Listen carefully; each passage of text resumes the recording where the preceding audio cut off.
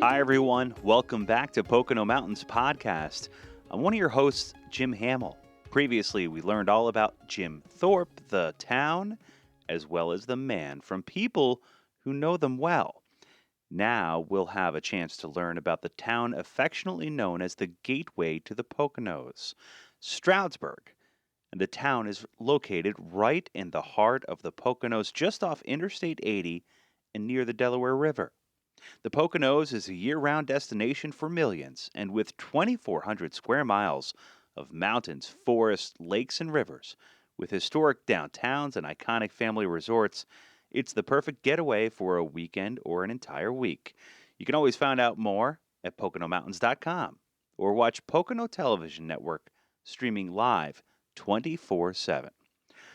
First on this episode, Brianna sits down with Stroudsburg Mayor Tara Probst, who has been instrumental in helping the downtown grow and reinvent itself. Mayor Probst and Brianna met in Stroud Mansion to discuss the past, present, and future of Stroudsburg.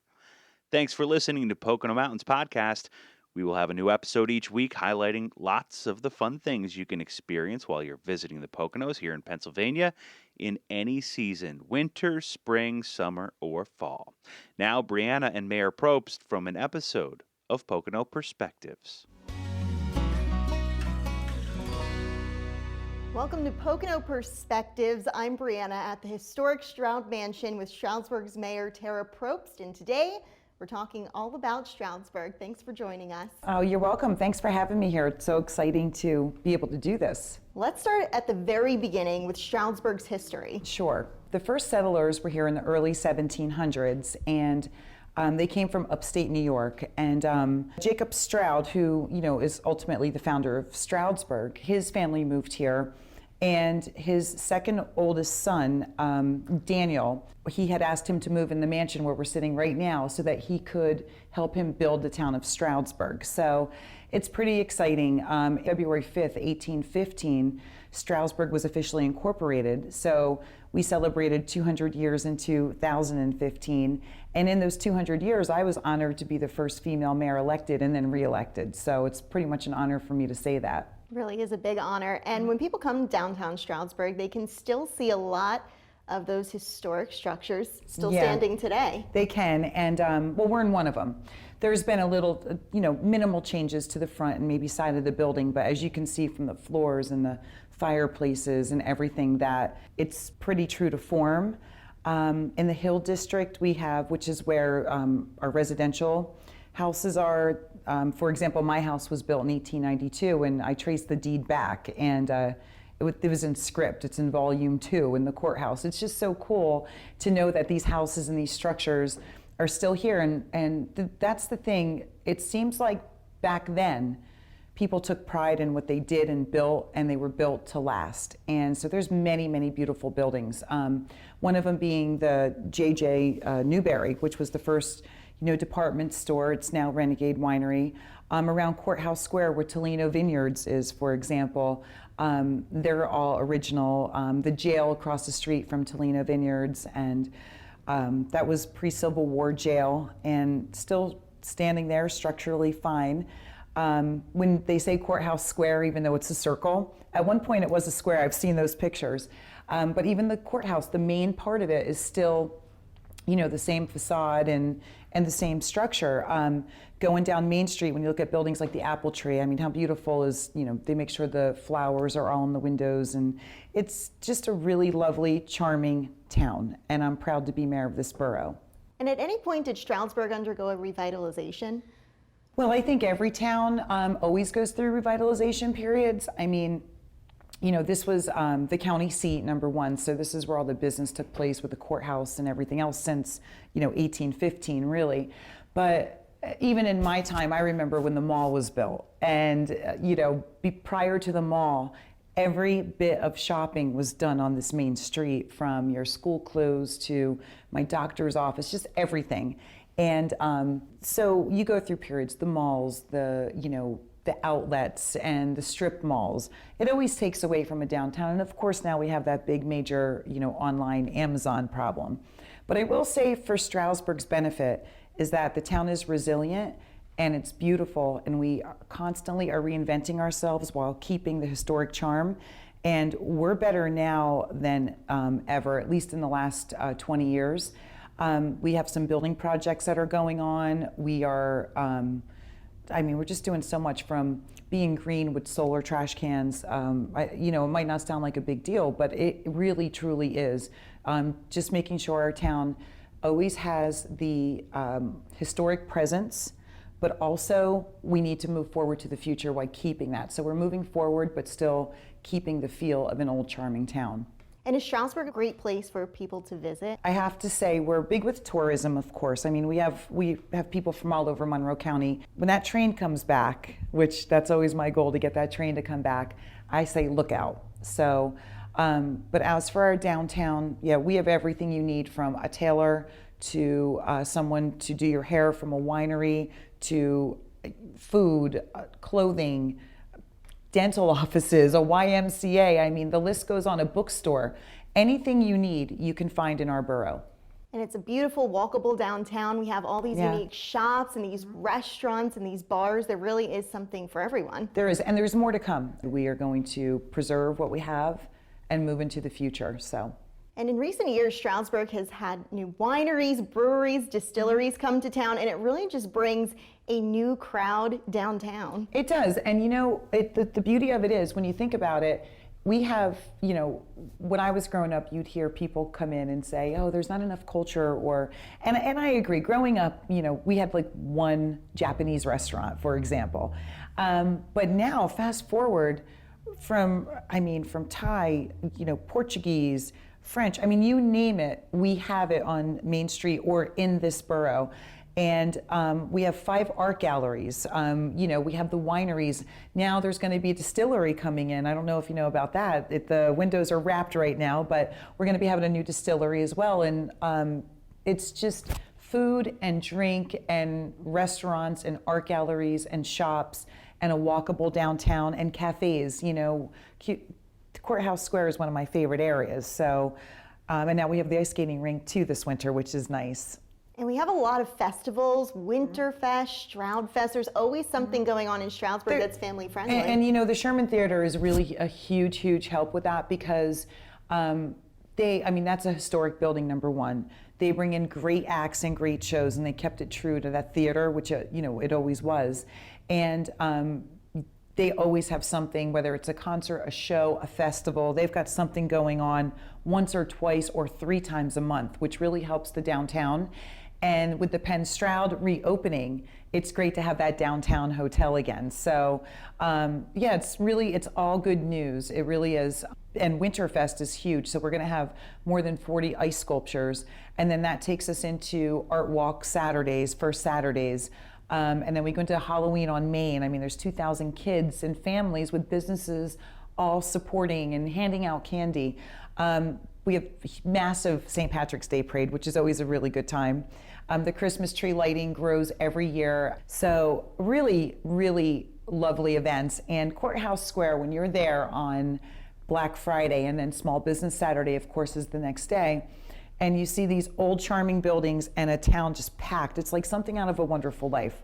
So it really makes you proud. It makes me proud. I'm very proud of this area.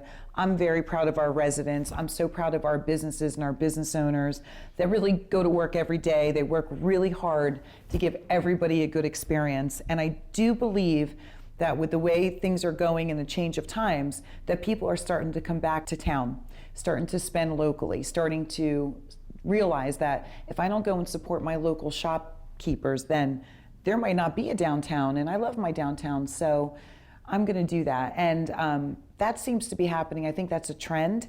But if you were to drive through Pennsylvania and surrounding states and saw all the little towns, I would be hard pressed to say that we would definitely be in the top 10. It's that great of a town, and I'm proud to be from here.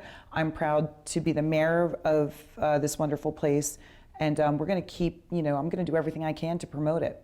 And you've invested a lot in Stroudsburg as mayor and opening up your own business. Like you said, you really believe in Stroudsburg. So I thought to myself, because I'm from here, but then I was away for 22 years and I moved back in 2010, but my family always stayed here. And I remember thinking to myself, okay, if I win this, it's going to be my full-time job. So after I won, I left corporate America and immediately invested in the downtown and opened up a small business, which is still standing there today. It was turnkey. The Renegade Winery bought it. It's still the charcuterie. It's a great place.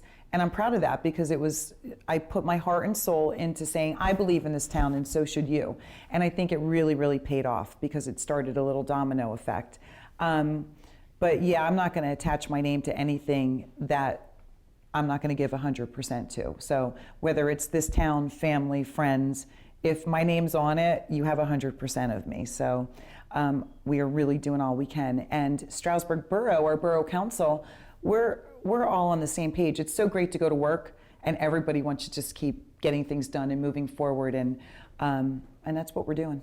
Where do you see Stroudsburg in the future? I see it better than ever. What we've done over the last 4 years and what we plan to do it's going to be amazing. You're going to see more places to live, more buildings, new apartments, walkable downtown, bike lanes. You're going to see it be so much. It's user friendly now, but you're going to see it be, even more user friendly. And I truly believe that the Poconos and the surrounding areas, it's going to make a comeback. The market is coming back, people are going to move back, and the one solid key to the success of all of Monroe County, including Stroudsburg, to make it the best it can be, is getting a train going again. And that could happen. It's happened in New Jersey, it's happening 19 miles away from us, so there's no reason why we can't make that connection again. And when we do, this is going to be the place to live. You are 70 miles from the best city in the world, New York City. But I'd like to say we're the best town in the world, Stroudsburg. A lot of great things happening in Stroudsburg. Thank you. Mayor Tara Probst, thanks so much for joining us today. Thanks for having me. It was really great to be here. I appreciate it. Of course, thanks for watching this edition of Pocono Perspectives. We'll see you soon.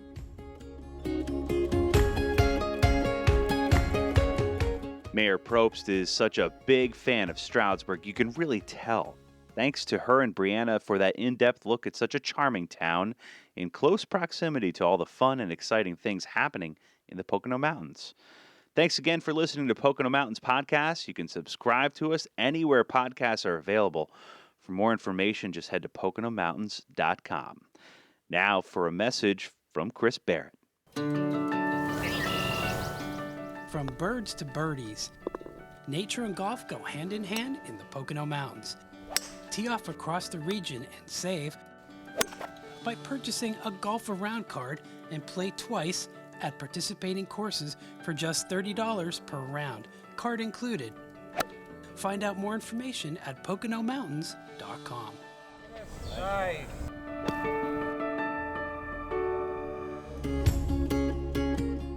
Hey, we're back. I'm Jim Hamill. Now that we know more about Stroudsburg, we're going to join Chris Barrett and Dr. Larry Squarey for a history lesson on the Poconos.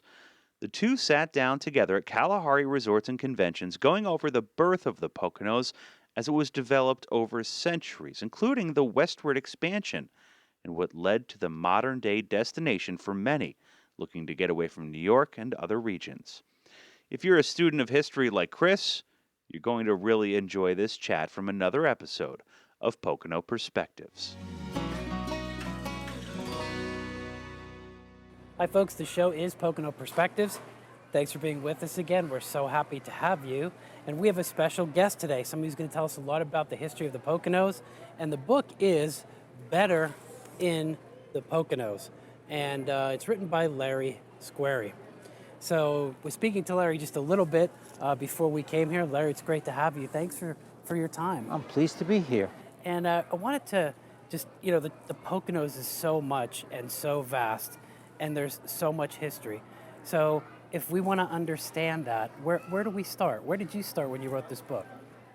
Well, the beginning would be the 18th century, and gets to the concept of the Wild West. What do you think of when we say the Wild West? John Wayne, Clint Eastwood, where? Montana, All out west, Colorado? all out west. Well, the West is a function of time. In the 18th century, the Wild West was the Poconos. Wow. You had Indian wars, settlers, all the stuff that you usually see in the movies, but taking place somewhere in Wyoming. And that's where I really start the book, with the 18th century and the Indian Wars and all that. So, what struck you about talking about the Indian Wars? What struck you first? I know that Pocono is a Native American name, right? Yes. What struck me is, like everywhere else, the Indians lose out and get driven further west. And by the end of the Revolution, they are gone, and which means settlers can come in. Because prior to then, there were very few people here. But after 1800, you start getting settlers, like Pennsylvania Dutch farmers in the West End. But the area is still wild. You had urban hunters and fishermen coming here in the early decades of the 19th century. But you don't have a resort economy yet. And how did that start? What were the early beginnings of that resort economy? One word: transportation, transportation, transportation. Yes, people did come here before the railroad because the place was out of the way, and the big attraction was the Gap at Delaware Water Gap. And it did attract artists, painters, but somehow it never got the attention that the Hudson River Valley got. So what really put the Poconos on the map as a vacation area was the railroads. Because you have to understand that before the railroad, transportation was very difficult. For example, it took several days to reach the Poconos from Philadelphia by stagecoach. We're talking several days. And actually, the resort era doesn't begin in Stroudsburg or Monroe County, but in Milford because of the Erie Railroad, which never stopped in the Poconos. It stopped at Port Jervis. So Milford being the upper northern part of the Poconos. Yes. And Port Jervis is in New York State on the other side of the Delaware River. But in the 1840s, the Erie is there connecting New York City to upstate New York. People can get off at the Port Jervis station, get on the stagecoach to Milford. So actually, the resort business really begins in Milford. It doesn't really come to Monroe County until the Lackawanna Railroad, the Delaware, Lackawanna, and Western Railroad was laid out in the late 1850s. Nothing to do with passenger traffic, laid out to connect the coal fields of Scranton and Wilkes-Barre, et cetera, with New York City. Passenger service was secondary, but the railroad did go through Monroe County, and it stopped at Delaware Water Gap and Stroudsburg. And,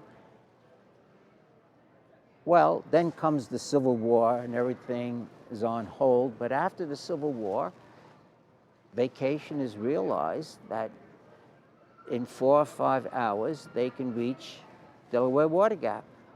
And Delaware Water Gap is really where the big-time resort economy begins. Why? Because of the railroad. Transportation, even today, transportation is everything. So getting out of the cities Yes. and making that 4 to 5 hour trip, what was the reason that people wanted to Many do it? reasons. One is, do you realize how much cities used to stink way back then, before you have sewers? Sanitation, even something we take so much for granted, the bath, the commode and all that, doesn't really come into being till after the Civil War. Garbage collection. Cities really stank. And it was also believed, erroneously, that bad odors could cause disease. Now, we know it's not the odor, it's the cause of the odor. But one of the attractions of going to the country was to escape the stink, the squalor of the city. Also,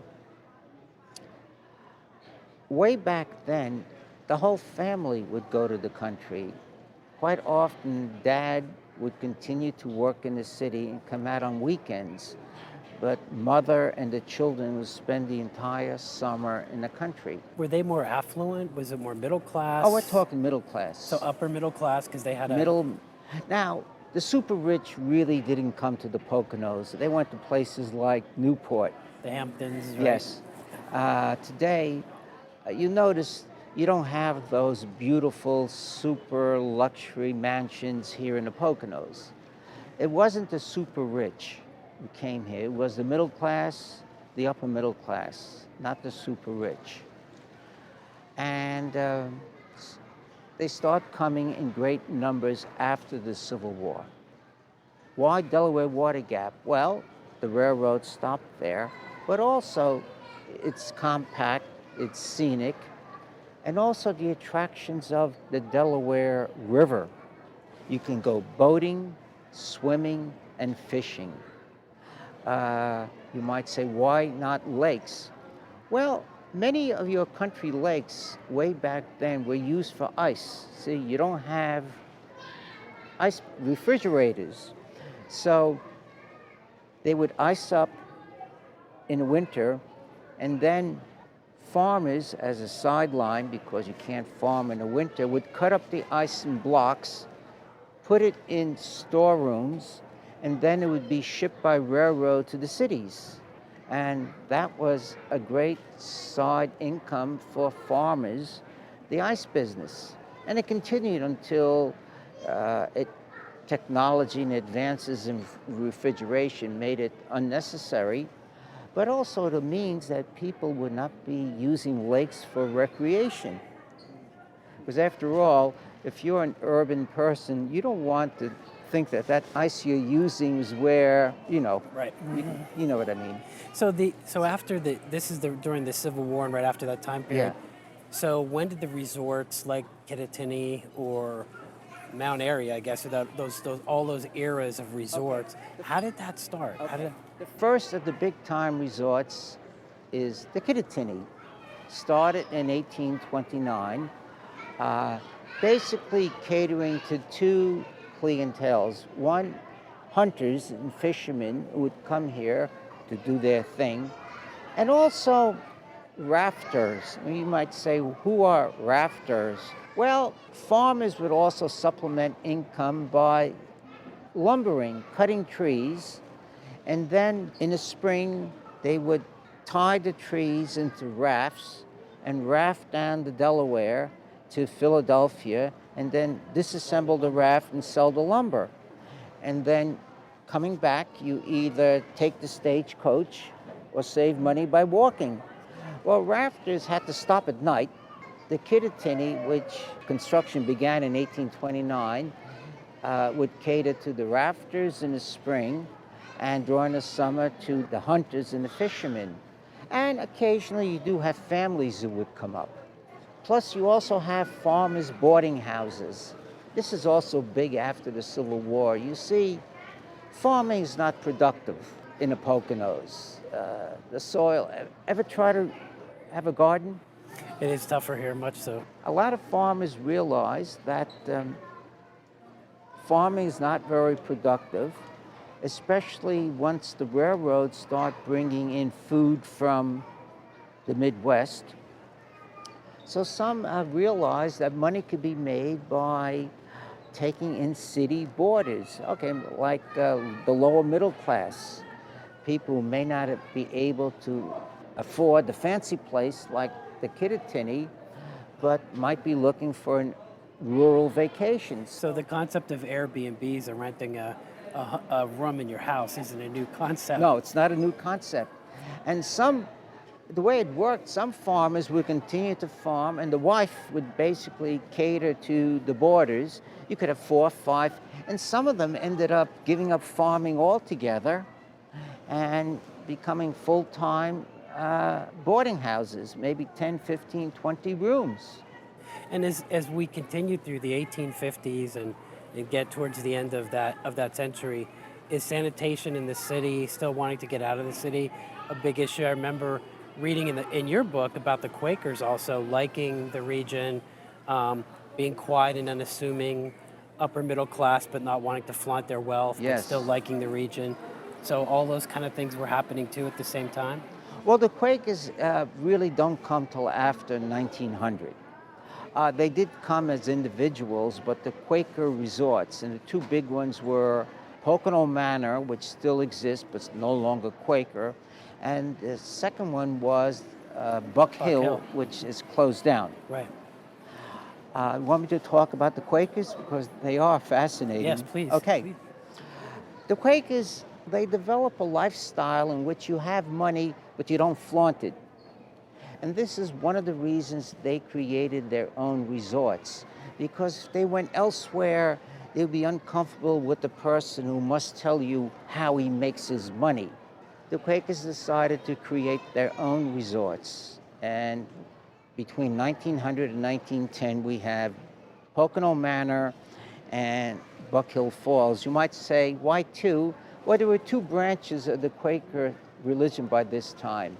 Buck Hill is by the Hicksites, and the Orthodox Quakers created Pocono Manor. And the library still exists in near Buck Hill, Yes, I think. they created it. And there's still some things surviving today related Yes. to that period, besides Pocono Manor. Now, of course, the Buck Hill Inn is no longer with us, but Pocono Manor obviously is. Yes. So just naming those two things, if we can jump just a little bit ahead to, now we're in the 1900s a little bit more, so couples resorts. Yeah. How did we get to to that period too? For more than a century, the Poconos have been the center of a thriving resort industry, catering to families, married couples, young singles, and honeymoon couples. Here in this beautiful mountain resort area, the Pocono visitor will find magnificent hotels that are like castles in the sky, charming lake resorts, cozy inns, lodges, luxury housekeeping cottages, rustic lakeside cabins, and smart motels with every modern convenience. After World War II, some shrewd entrepreneurs realized that a lot of people now have money for honeymoons. And the big gimmick of the honeymoon resort was everybody there is having a honeymoon. See, prior to that, honeymooners would go to regular resorts and maybe would stick out. Also, you have to understand that people married young. I mean, your typical bride's 18 and 19, and the groom may have been 20, and they may have felt out of place going to a resort where you had all ages and all that. You go to a honeymoon resort, everyone's your age. And the concept really took off. And by the 50s, the Poconos are known as the place for honeymoons. I think like 2,000 a week. 2,000 honeymooners a week.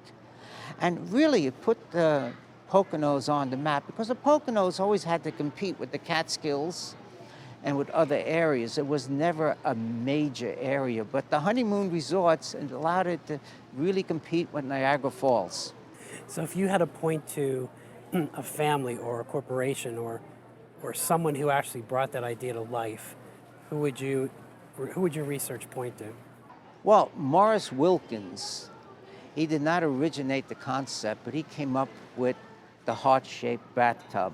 Now, he takes credit for, maybe it's not him, but he tends to be associated with it because I realized more than one person claims to have invented it.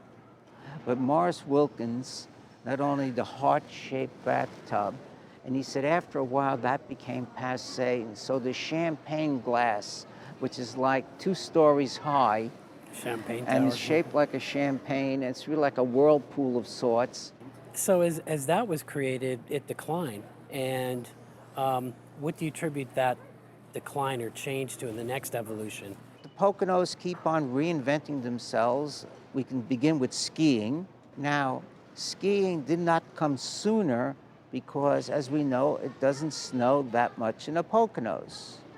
But by the 1960s, the process of creating artificial snow, as long as the temperature falls below freezing, was perfected.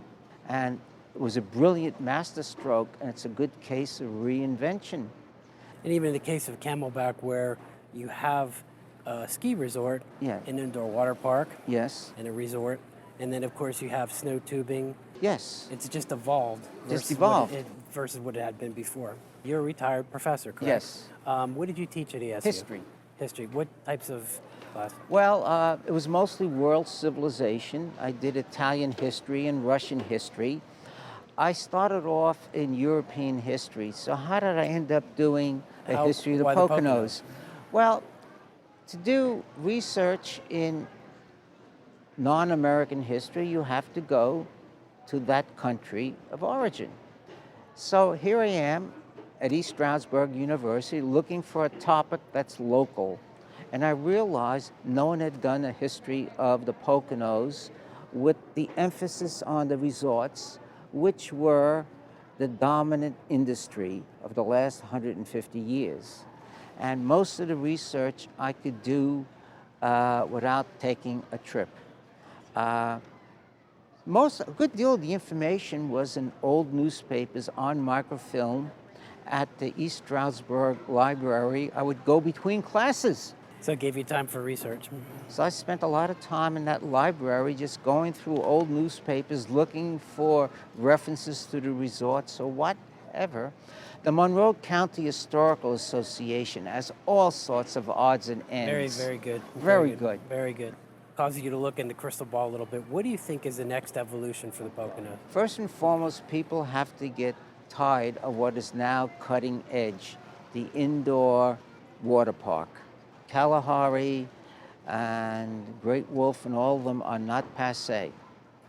So I think we're leaving the future just where it is, right in the future.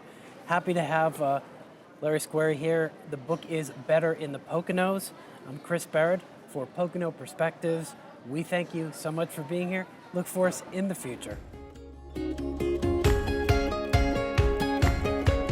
We really hope you enjoyed Pocono Mountains podcast. The Poconos has certainly reinvented itself over the years and continues to do so, making the visitor experience better all the time. Next time, we'll visit another historic town in the northern part of the Poconos, Milford. Please remember to subscribe to Pocono Mountains podcast anywhere podcasts are available. And please come visit us in the Pocono Mountains. Plan your trip today.